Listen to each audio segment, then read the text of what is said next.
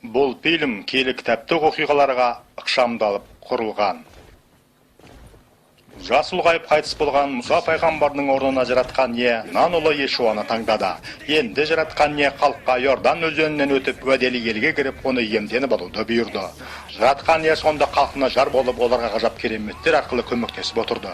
Уәделі жерді иемденгеннен кейін ол жер Израиль халқының әр руына бөлініп берілді. Бұрынырақ израильдіктер Мысыр елінен алып шыққан Юсуптың сүйегін Секем қаласындағы қабірге қойды. Жаратқан не Израильге билер тағайындап отырды. Самуэль биден халық өз патшамыз болсын деп талап етті. Жаратқан ел Самуэльге олардың талабын қанағаттандыруды тапсырды. Алғашқы патшасы болып Саул сайланды. Бірақ Саул Құдайдың еркіне толық бағынбай, сондықтан жаратқан ел Саулдың патшалық құруын доғару керек деп шешті. Оның орнына құдайшыл жас батыр Дәуітті таңдап, оны ұзақ жылдар бойы қиыншылықтар мен қырғын сүргін арқылы Құдай халқының патшасы болуға дайындады. Саул ұлы Jonathanмен қаза тапқаннан кейін рубасылар Дәуітті патшасы етіп тағайындады. Дәуіт патша Құдайдың жолымен жүргенімен кейде ауыр күнә жасап, Құдайдың қаһарына ұшырайды. Теріс істеріне шын жүректен өкінген Дәуітті жаратқан ие кешіреді. Дәуіт Израиль халқына барлығы 40 жыл патшалық құрып, көзі тірісінде өз тағына баласы Сүлейменді патша етіп тағайындатады. Ал Сүлеймен патша жаратқан иеге арнап киелі үй тұрғызды. Осылай Дәуіттен тараған ұрпақтары Құдай халқына патшалық құрды. Седекия патша сол ұрпақтарының бірі болатын. Киелі кітап. Арада 400 жыл өтті. Израильдіктер не үшін күресті, соның бәрі де міне жойылғалы тұр. Яһудилердің 21-ші патшасы Седекия бірден екі бірдей қуатты патшалық қауіп төндірді. Ол Мысырмен одақтас болды, бірақ Бабылға қызмет етуге міндетті болды. Оның сатқындығы туралы хабар Бабыл патшасы Навуходоносорға жетті.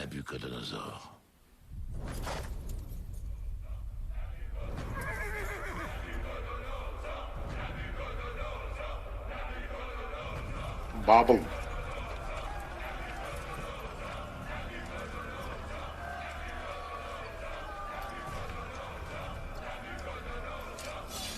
Алға! Иерусалимге!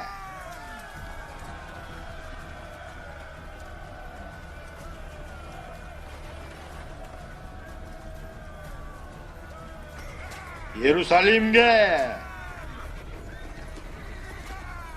Иерусалим атауы не білдіретінін білесің бе? Тыныштық қаласы. Иерусалимге!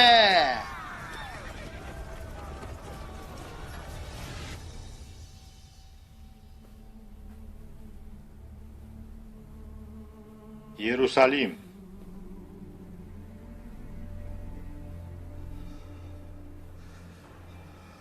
Дәуіттің заманынан бері Иеремия сияқты пайғамбарлар патшаларды бағыштап отырған. Олар Құдаймен тікелей тілдесіп отырды. Бірақ Иеремияның айтқанын кесетпесі елеусіз қалды. Енді ол Седекия патшаға соңғы жолдауды алып келді. Не Навуходоносорға берілу керек, немесе өлу керек. Ей, сенбейтін халық, тимеңдер! Пайғамбар, мынауыңыз не тағы? Бұл ма? Бұл сенікі. Егерде сен дана болсаң, Бабыл патшасының мойын тұрғын мойныңа үл. Тәңірдің жазасын қабыл ал. Сонда ол саған бейжай қарамайтын болады. Бұл Құдайдың сөзі. Навуходоносор патшаға басыңды еп бағын. Патшаға басыңды деп айтуға қалай ғана дәтің барады. Ал пайғамбардың сөзіне күмәндануға қалай дәтің барады. Сен жүрер жолыңнан адастың, сен өзгеруге тиістісің.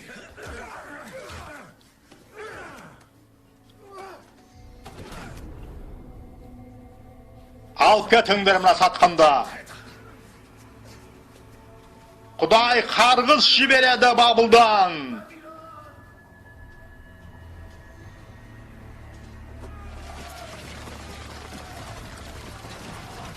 Бәріңді Иерусалимге! Қақпаны жабамыз! Бабылдықтар келе жатыр! Тым кеш қалдық! Тезірек жүріңдер! Жүгіріңдер! Болыңдар енді тезірек! Болыңдар! Тым кеш қалдық! Ана жақта балам қалды. Әке, балам сояқта қала бер. Сояқта тұр. Тоқтай тұрыңдар. Жабыңдар. Қақпаны ашыңдар. Қақпаны ашыңдар.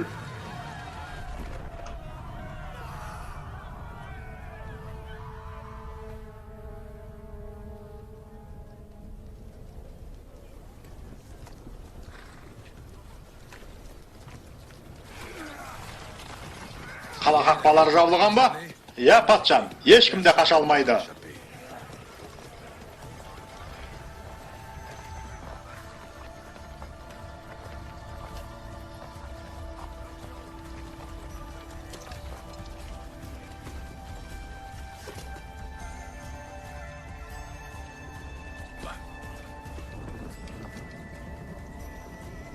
Асығыс жоқ.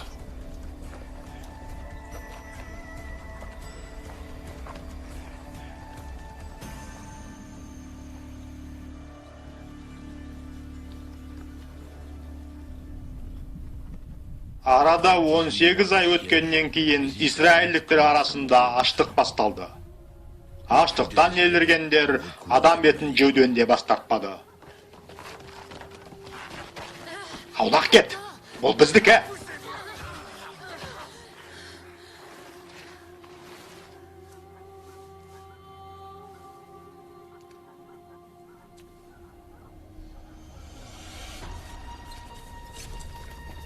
Садақшылар, дайын болыңдар.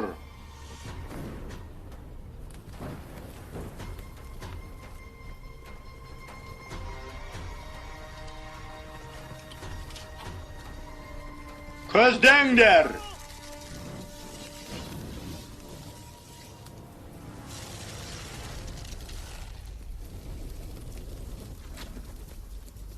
Атыңдар.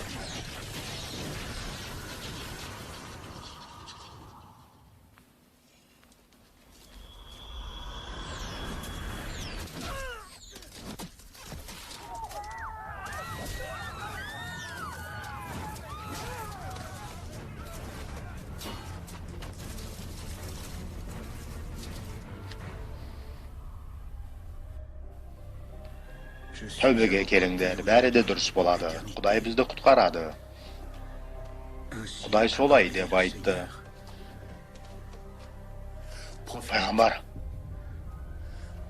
бізді қолдап бір ауыз сөзді айтпайсыз ба? Осыны басымызға мұқтажық түскен кезде ештеңе де өзгерген жоқ.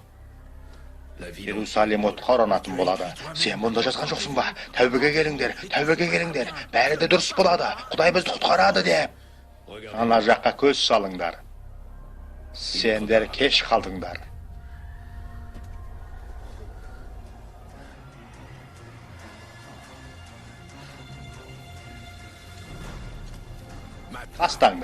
Бастаңдар.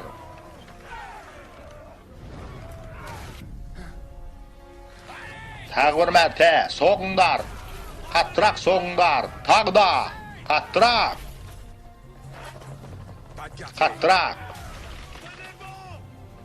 Қаттырақ. Жеңіс біздікі болады. Тағы бір мәрте. Иерусалимнен не аман қалса, соның бәрі сендердікі болады.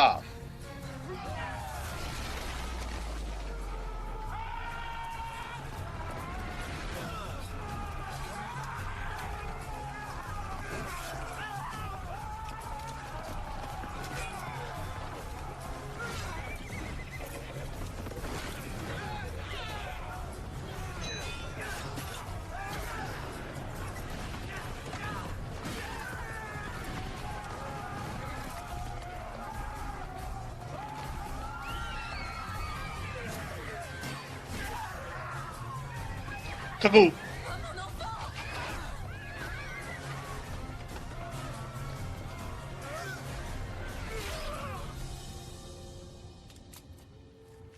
Иерусалим жойылды. Ал Сидеки патша балалармен бірге екі қабырғаның арасындағы қақпа арқылы қашты. Сендер батыл болуларың керек.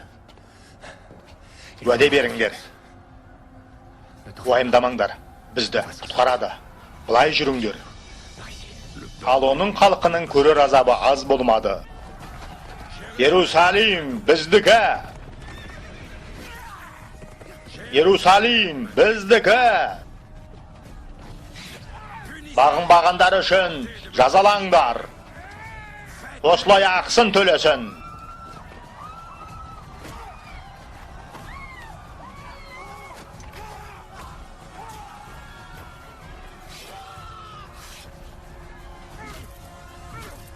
Жойыңдар!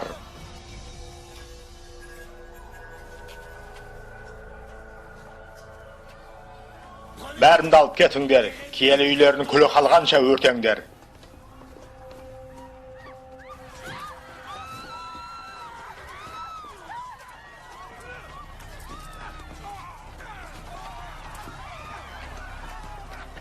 Киелі үй өртеніп жатыр.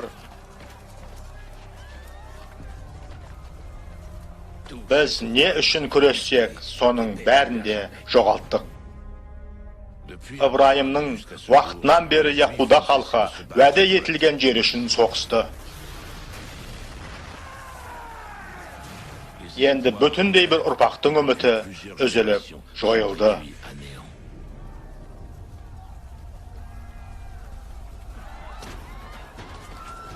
Өлімнен құтылып аман қалғандардың арасында аты шыққан Даниал есімді жас жігіт болатын. Мұнда Даниал, былай жүріңдер, жүріңдер.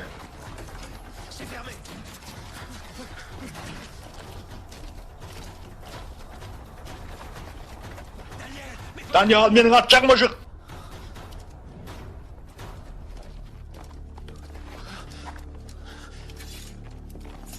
Тоқта!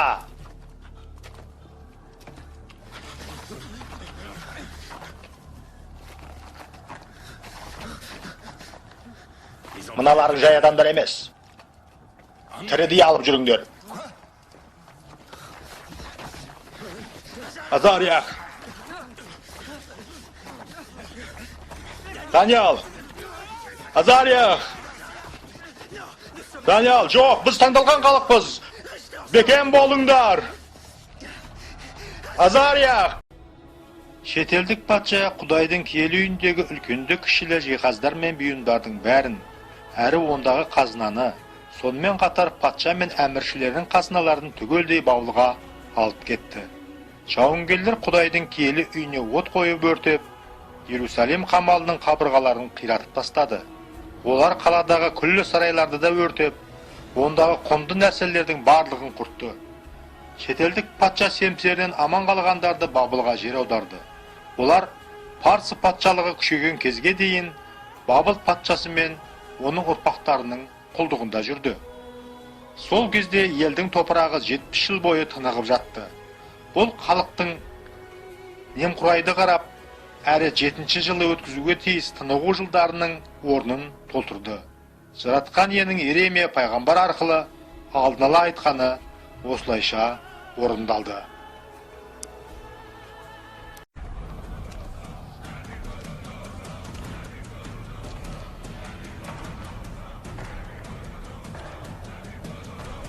Жүр, кәнекей, бас аяғыңда. Седек яқты табыңдар. Жанұясымен қоса әміріңізге құлдық. Бұл сатқандығың үшін құн төлейсің әлі.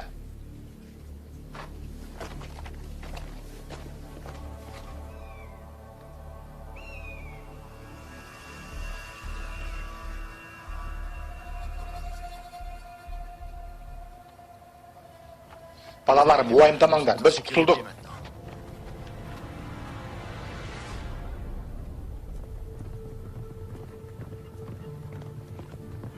Қаштық. Седекия! Жүріңдер. Ей! Өтінем, оларды жайына қалдырыңдар балаларымды. Седекия патша! Әке! Жайына қалдырыңдар!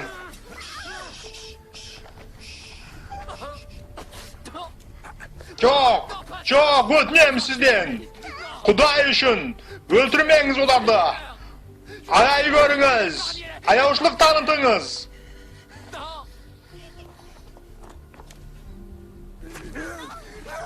Жол!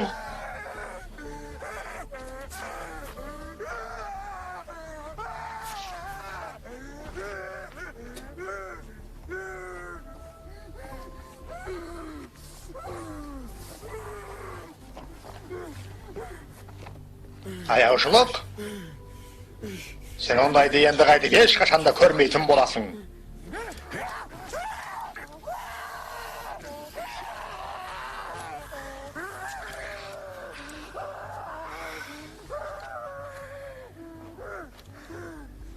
Алып жүріңдер.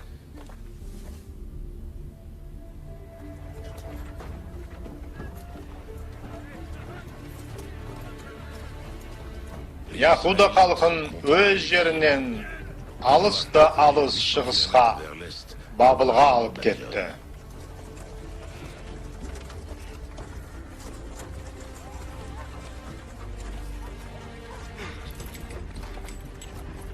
Жүр, кәне, бас аяқта. Тұр жаның барында.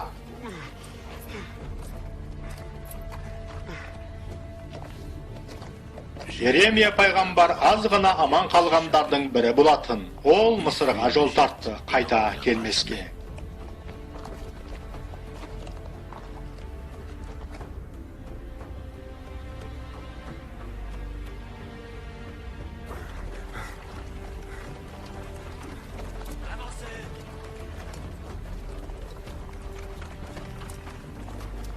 Халық өзінің пайғамбарынан, патшасынан, қаласынан, жерінен, әрі еркінен де айырылды.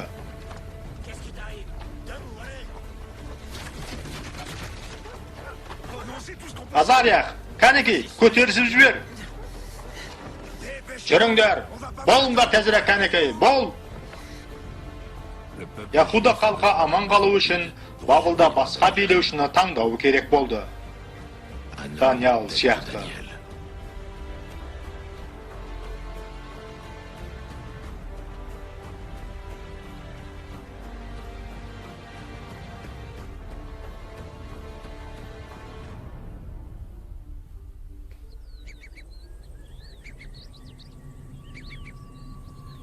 Бабыл. Даниялдың пайғамбарлық дары болатын, әрі оған Набуходоносордың сарайында қызмет етуге тура келді.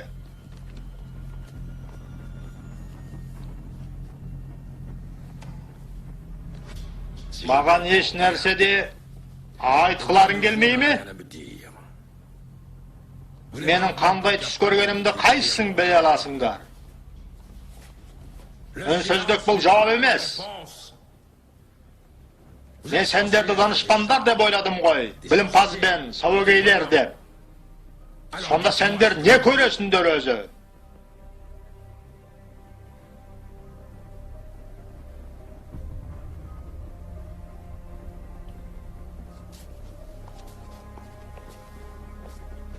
Ақжағзам, кешіріңіз мені. Сіздің ойыңызды ешкімде оқи алмайды. Онда сендерден қандай пайда? Тек Құдайдан басқа. Ол маған бұл жайында айтып берді. Яғни сен түсінде не көргенімді түгелдей бүге-шүгесіне дейін баяндап бере аласың ғой. Уа тақсыр, түсіңізде көргеніңіз алдыңызда тұрған бір алып мүсін екен.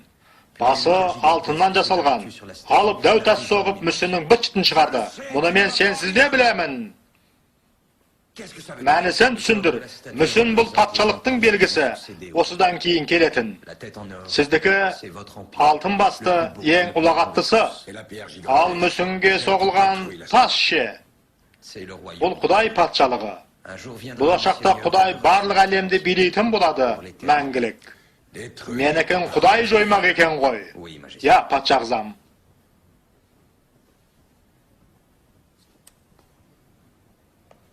Өз есіміңді айт. Даниял. Сен батыл адам екенсің, Даниял. Мен сондайларды сыйлаймын.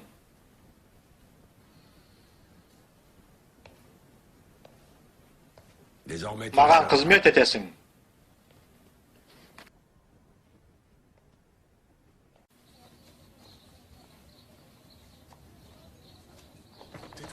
Айтқандарын істе. Біз Иерусалимге қайта орала аламыз ба? Иә, Иеремия уәде еткен. Бір күндері ораламыз. Бізге не істе дейсің? Бағынышты күйде мына Әзіреліге қызмет ете берейік пе? Бұдан арыға мен шыдай алмаймын. Біздің халқымыз туралы ойла. Әзірге патша сарайында болсақ, оларға көмектесе аламыз. Ал мұнда болсақ, екі талай. Набуходоносор Құдайын қиратты. Ал бізді жат жерге алып кетті. Менің атым Азария, маған Тәңір көмектеседі. Мен Құдайға үн қатамын, ол маған көмектеседі. Бағынбасаң патша сені өлтіреді.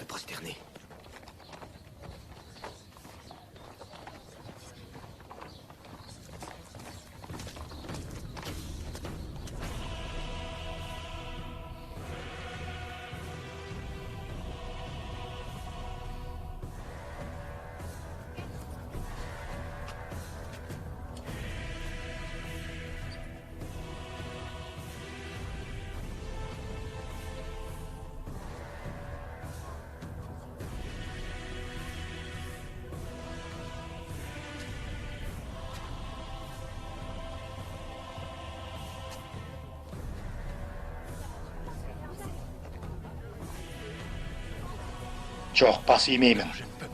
Мен тағзым етпеймін оған.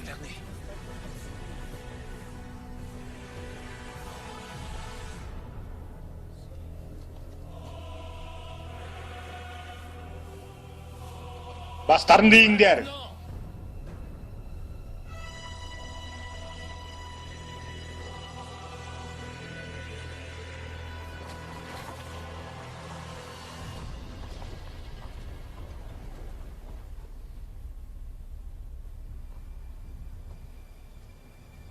Сен біздің жүрегімізді бақыштайсың. Тағзым етіңдер. Сен біздің жүрегімізді бақыштайсың. Өзіңнің қатынасыңа зәруміз. Өзіңді қастерле, бет жүзіңді іздейміз. Алып келіңдер. О, менің достарым, сендердің сенімдеріңді сынақ күтіп тұр. Даниал. Оларға не болған? Сенің достарың неліктен маған тағзым етпеді? Атжағзам, олар өзіңізге адалда бер қызмет етеді, өмірлерін беруге даяр. Бірақ? Не бірақ? Олар тек Құдайға ғана тағзым етеді.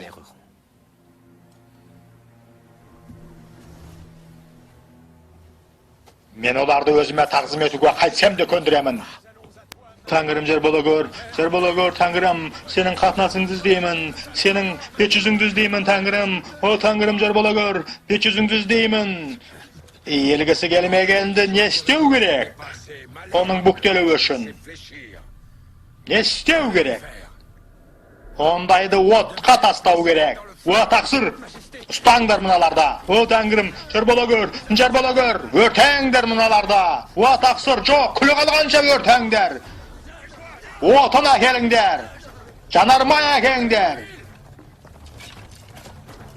Тәзірек болыңдар. Отта кел, тұтатыңдар. Тәңірім, естіші менің дұғамды, өлімнің торы шырмады мені, өлімші азап қинады мені, жасыма аққан көз салшы, өмірімді қолың алшы. Тәңірім, өзіңе тапсырам, өйткен ол бізді құтқарады. Тәңірім, естіші зарымды, аяй көр достарымды. Тәңірім, естіші зарымды, аяй көр достарымды, жауларымнан үстемет. Олар неліктен жанбайды?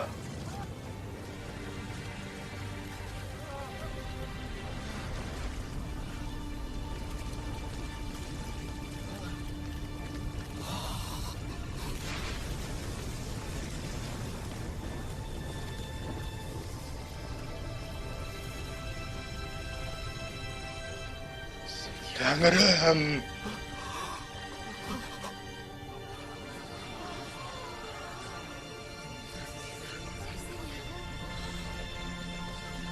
қараңдар, мен от ішінде емін-еркін аман сау жүрген 4 адамды көріп тұрмын, ал 4-шісі Тәңірдің баласы іспетті екен.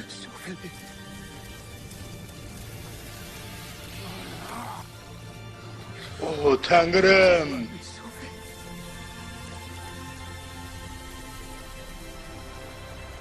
Tangrim.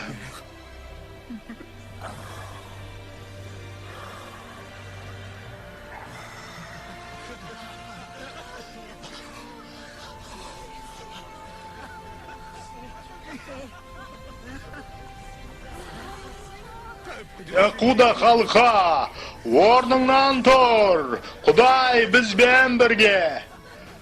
Xuday bizben birge.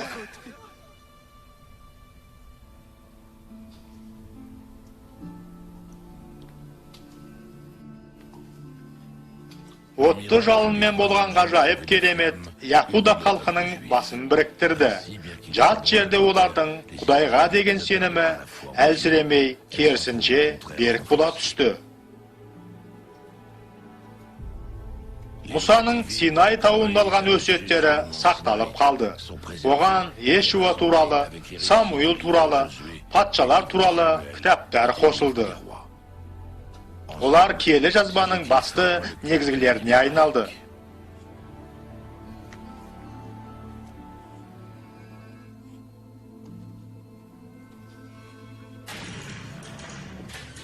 Яхуда халқы сенімін жоғалтпай сақтап қалды, бірақ тұтқыннан босай алмады. Ал оларды босаталатын жалғыз ғана адам Құдайдың ескерткен жазасымен ақыл есінен айырылды.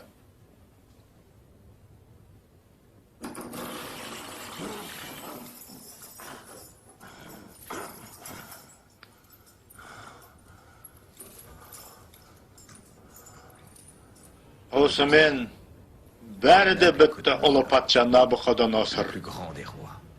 Құдай жаратқан жердегі ең төменгі адам. Көрдің бе өз тәкаппарлығың неге жеткізгенін, әрі бізді де. Сен бізді босата алатын едің. Енді біз түрмедеміз сен сияқты.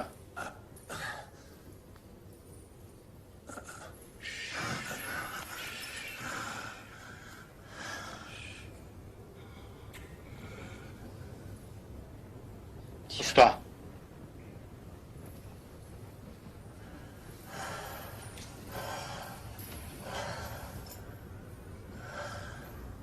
Bir күндері өзге патша келеді.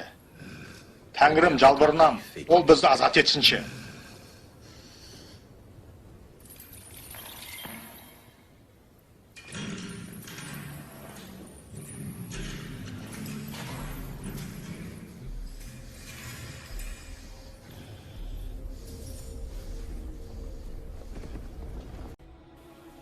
Бабыл патшасы Белшазар өзінің қол астындағы 1000 басшы ұлығына арнап, үлкен қонағасы беріп, сонда бәрінің көз алдында шарап іше бастады.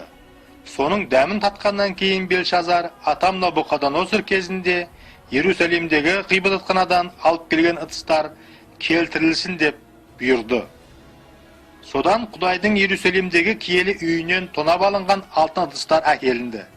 Патшаның өзі, оның басшы ұлықтары, әйелдері мен канизактары сол ыдыстарға шарап құйып іше бастады. Олар ішіп отырғанда алтын, күміс, қола, темір, ағаш және тастан жасалған жалған тәңірлерін дәріптеп мақтау айтты. Сол сәтте кенеттен адам қолының саусақтары пайда болып, шам қойғыштың тұсында сарайдың әктелген қабырғасына бір нәрсені жаза бастады. Патша жазып жатқан жолға қарап, қатты абыржып кетті.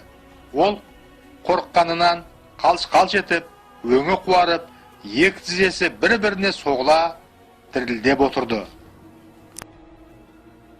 Патша қатты айқайлап, балгерлер, жұлдызшылар және сиқыршыларды шақыртып алды. Патшаның шақырған білімпаз адамдарының бәрі алдына келді. Бірақ ешқайсысы да жазуды не оқи, не түсіндіре алмады. Бұған Белшазар одан бетер үрейленіп, жүзі құп-қу болып қуарып кетті. Оның басшы ұлықтары да дал болып састы. Осы кезде қонақасы беріліп жатқан жерге патша мен оның басшы ұлықтарының айтқандары туралы хабар алған патшайым кіріп келіп, осы жерге Даниэлді алдыртуын сұрады. Патша алдына әкелінген Даниал Белшазар патшаға көктің иесіне қарсы бас көтердіңіз. Оның кейін үйінен тонап алынған ыдыстарды алдыртып, солармен басшы ұлықтарыңыз, әйелдеріңіз әрі канизактарыңызбен бірге шарап іштіңіз. Оның үстіне күміс, алтын қола, темір, ағаш және тастан жасалған, ештеңені көріп естімейтін, әрі түсінбейтін тәңірсымақтарды мадақтап отырдыңыз деді. Алайда өміріңіз бен барлық жолдарыңызды қолында ұстап отырған Құдайға ешқандай мадақтау айтқан жоқсыз. Сол себептен де ол осы қолды жіберіп, мына жазуды жаздыртты. Жазылған сөздер мынадай: мені, текел, парсин. Олардың түсіндірмесі мынау: мені, Құдай патшалығыңның күндерін санап, оны тоқтатты дегенді. Текел, сен таразыға тартылып, жеткіліксіз деп табылдың дегенді. Ал Перес, патшалығың бөлініп, медиалықтар мен патшаларға берілді дегенді білдіреді. Дәл сол түні Қалдей патшасы Белшазар өлтірілді.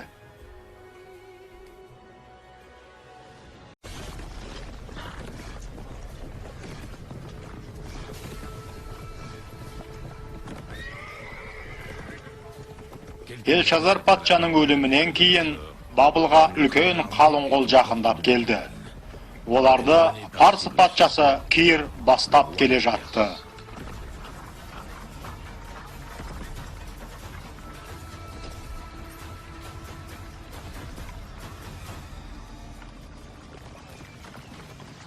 Оларға біз осындамыз деп хабар бер.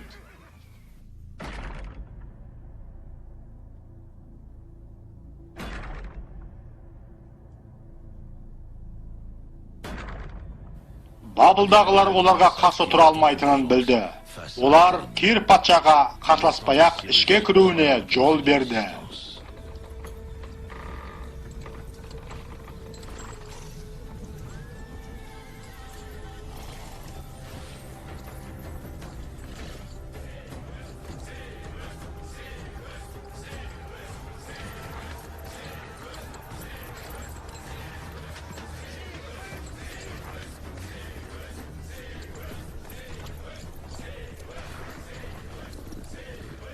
Кир патша бізді босатады, егерде пайғамбарлыққа сенетін болса.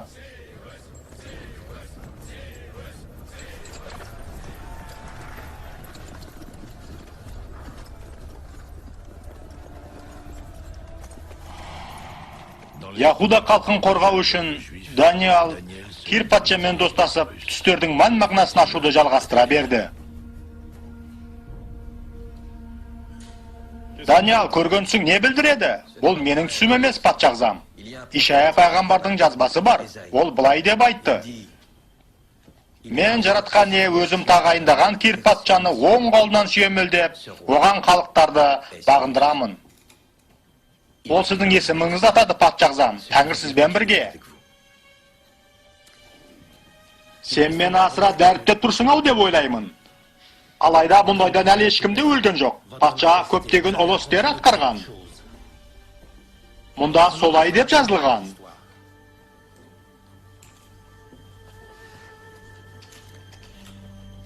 Солай-ақ болсын.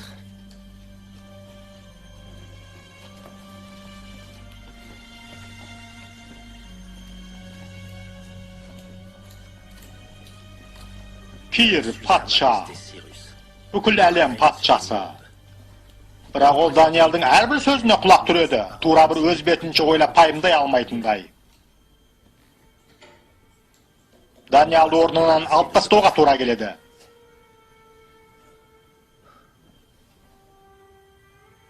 Бір ай бойы дұға етпеу, бұдан сатқын ғана бас тартар. Мен өз сөзінен бас тарта алмаймын ғой. Мен оларды босатамын, егерде олар дұға ететін болса. Бұл жай олардың адалдығын тексеру үшін ғана. Олардың көптеген билеушілері болған. Сіздің олар үшін жалғыз соңғы бүкіл әлем патшасы екендігіңізге көз жеткізу бұл.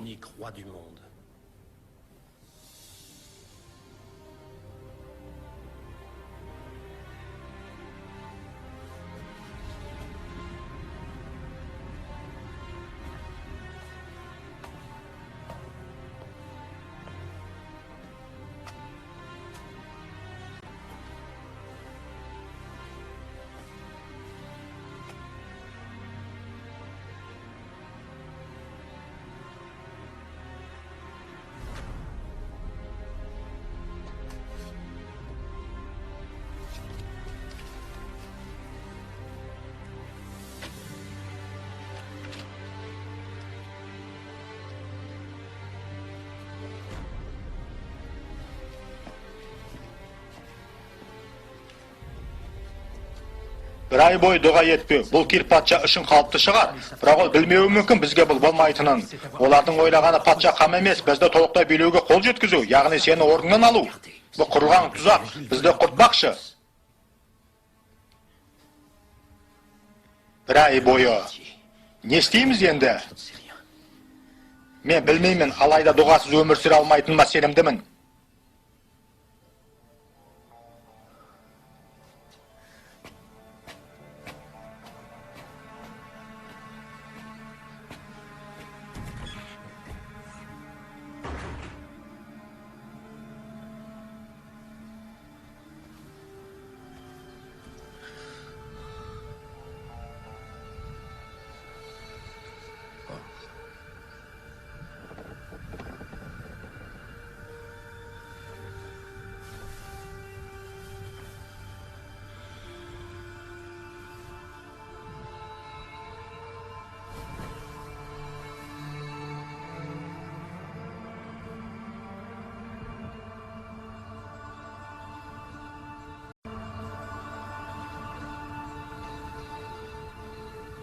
Қаршы мені Құдайым өз атыңа бола.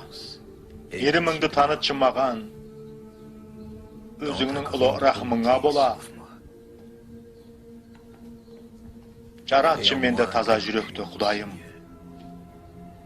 Рухымды іштегі әділетше жаңалап.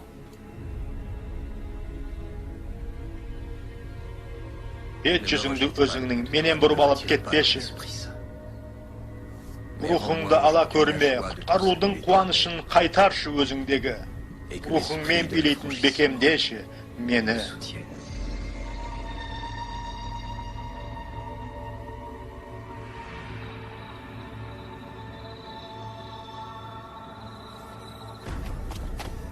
Кир патшаға бағынбаған үшін Даниилді ұстап алып өлім жазасына кесті.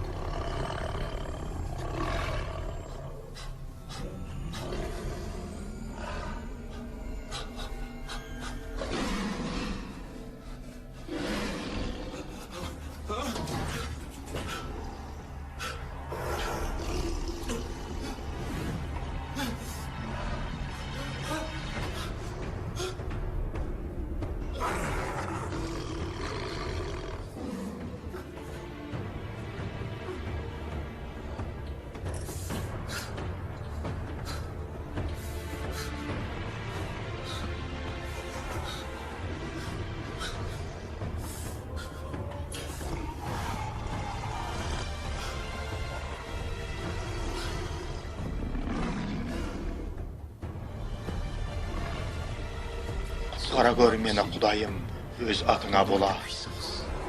Еріміңді танытшы өзіңнің ұлы рахымыңа бола.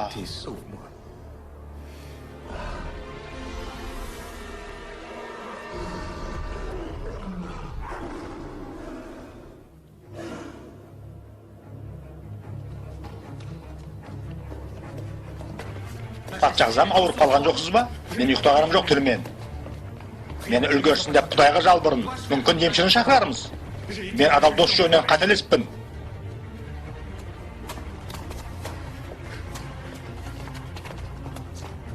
Ашыңдар.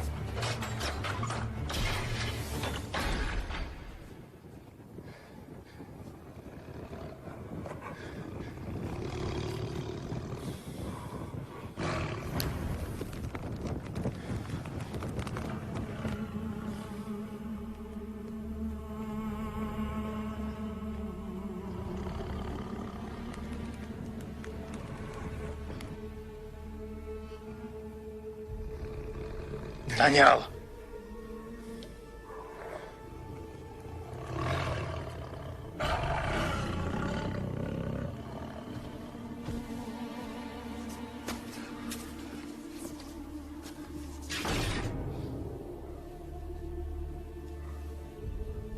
Тәңір сізбен бірге тақсыр. Сенің құдайыңның бары рас екен. Бұл сол емес пе сені құтқарып қалған? Иә. Мен Кир әлем патшасы. Міне менің шешімім. Сенің халқың Иерусалимге оралатын болады. Олардың құдайы қуанар еді. Бірақ өкінішке орай, олардың сыйынатын киелі үйі жоқ қой.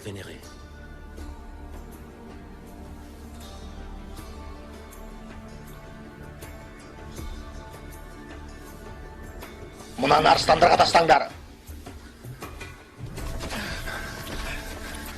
Жоқ! Жоқ! Жоқ!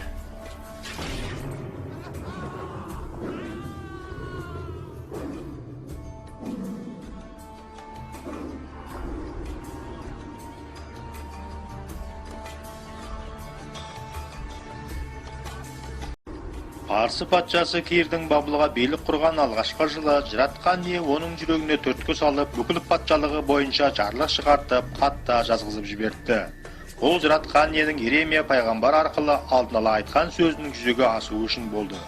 Хатта былай деп жазылды: Парсы патшасы Кирдің бұйрығы мынау: көктегі Құдай жаратқан не маған жер бетіндегі барлық патшалықтарды тапсырды. Ол мені Яхуда жеріндегі Иерусалим қаласында өзіне арнап киелі үй салуға да тағайындады. Араларындағы оның халқына жататын әр адам Яхудадағы Иерусалимге өрлеп барып, Исраилдің Құдайы жаратқан еге, яғни жер бетіндегі тұрағы Иерусалимде болатын Құдайға арнап киелі үй салсын. Баратын әркімге Құдайы жар бола көрсін. Бабыл патшасы Набуходоносор кезінде жаратқан иенің Иерусалимдегі киелі үйінен тонап алып кетіп, өз тәңірдің ғибадатханасына әкеліп қойған бұйымдарды Кир патша содан шығартып алдырды. Кир патша өзінің қазынашысы Митридатқа тапсырма беріп, ол сол бұйымдарды Яхуда халқының басшысы Шеспасарға тізім бойынша табыстады. Бабыл елінен Иерусалимге кері оралған алғашқы оралмандардың саны 50 мыңнан астам адам болды.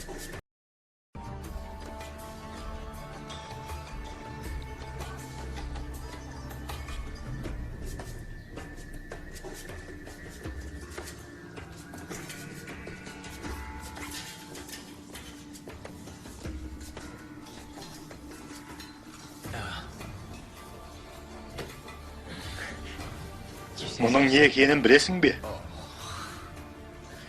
Бұл Иерусалимдегі киелі үйден ғой. Тамаша. Бұған ешкім тиіспепті.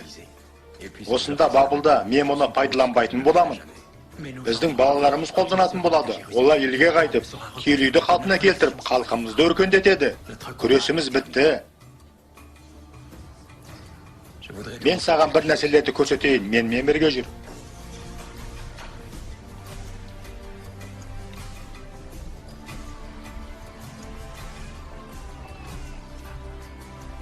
Мінекей, халқымыздың алды елге оралып жатыр. Ұзаққа созылған тұтқыннан босап, енді үміт нұры тұтанды. Бәрі бір адамдай бірігіп, азат өмірге ұмтылады. Олар бұл күнді ұзақ күтті. Алайда мен олардың болашағы үшін алаңдаймын. Мен бір түс көрдім. Орасан алып Әзірейіл, адам ойына келмейтін қорқынышты, теңдессіз зор қуатты, темірдей тістерімен ол бүкіл әлемді жалмады. Алайда Құдай бізді тастап кетпеді. Мен жаңа билеушіні көрдім. Менің түсімде қарсы алдында ол тұрды, адамзат ұлы, жұмақ бұлтынан түскен. Оның құдірет күші, даңқы, тәуелсіз билігі болды. Халықтар, жай адамдар бәрі де оған тағзым етті. Бұл басы Азарияқ. Бұл басы.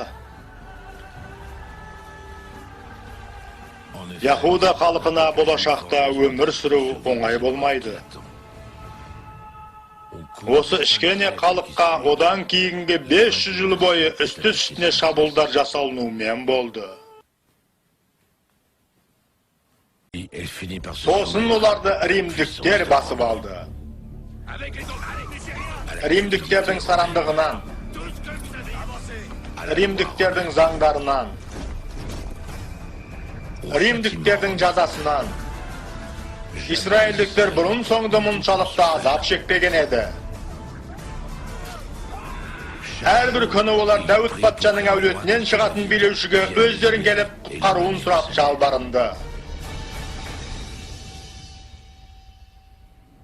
Бірақ бәрі бірдей күткісі келмеді. Иерусалимде Яһудилердің жаңа киелі үстіне Римдіктердің қанатын жайған бүркіті орнықты. Олардың сенімдерін арамдаған. Оны қалай да жою керек болды.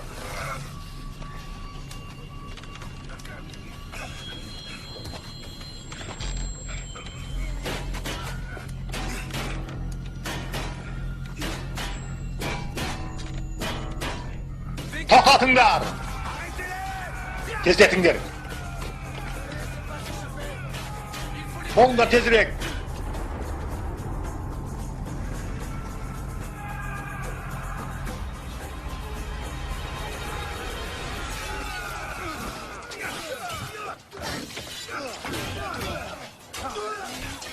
Tezrek!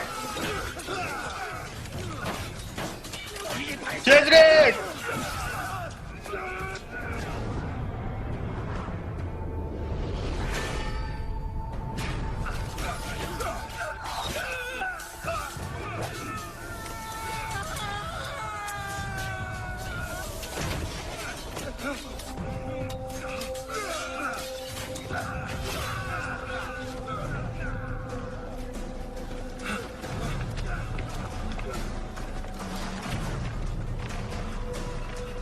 Al жүріңдер.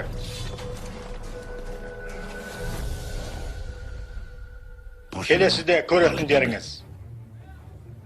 Мариям, қалдығым менің. Сенің көзің әлемдегі ең сұлуы. Күлкің де керемет.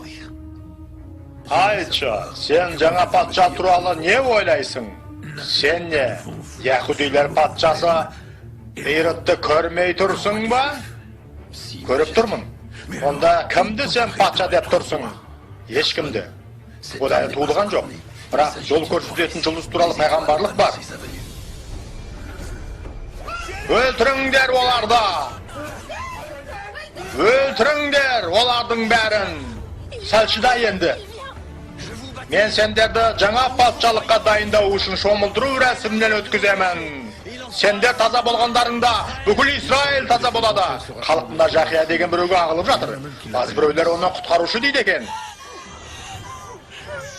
Біздің ұлымыз. Онда осы құтқарушыны жіті бақылап жүр.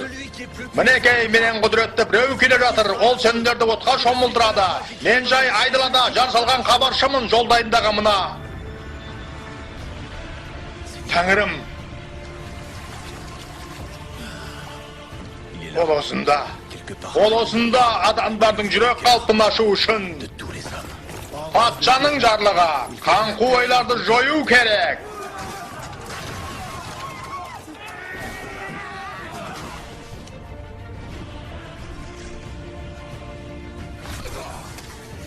Біз не істейміз? Мына әлемді өзгертеміз.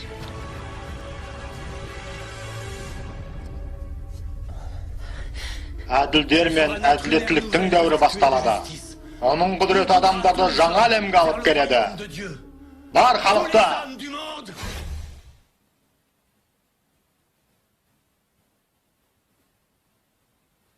В этом году